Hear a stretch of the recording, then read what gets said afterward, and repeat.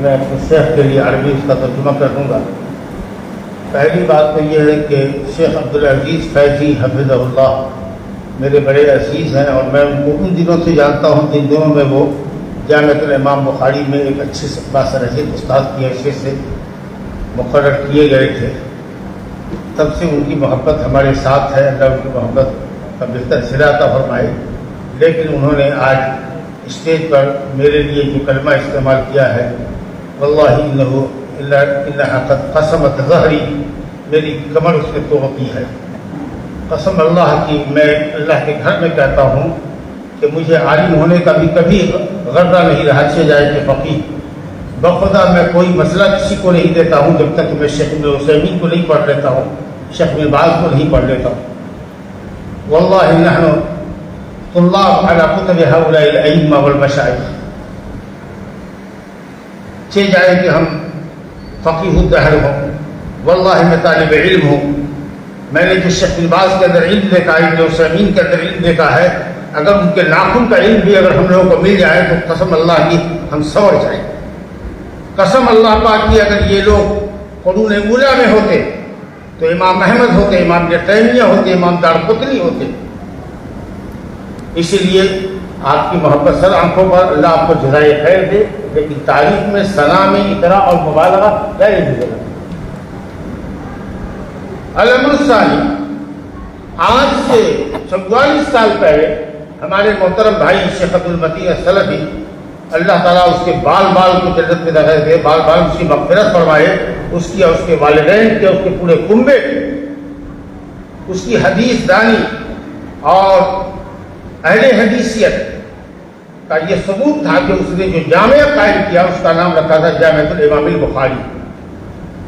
میں کبھی کبھی ان سے پوچھتا تھا کہ کیا امام بخاری افضل ہے یا ابن تیمیہ، تو وہ کہتے تھے کہ ابن تیمیہ کا مقام بہت اونچا ہے، لیکن این البخاری و این ابن تیمیہ لا مقارنۃ بینہما۔ یہ شیخ کی سلفیت بولتی تھی، انہوں نے رکھا تھا نام آج سے 44 سال پہلے جامعۃ الامام البخاری، اور آج سے بعد 40 عاما قد سمى هذه الجامعہ ابن اختہ شیخ مطیع الرحمن شیخ محمد جامعۃ الالبانی۔ اور یہ پیغام ہے امت کو کہ جس طریقہ سے امام بخاری اپنے زمانے کے امیر المومنین فی الحدیث تھے، اس زمانے کا اگر امیر المومنین فی کوئی حدیث ہے، امیر المومنین فی کوئی حدیث ہے، امیر المومنین فی الحدیث کوئی ہے تو وہ شیخ البانی۔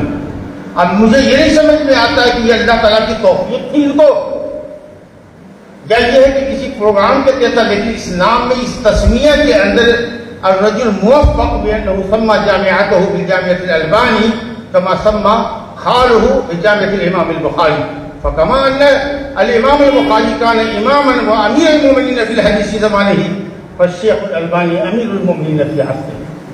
هذا ما أردنا أن نثبته۔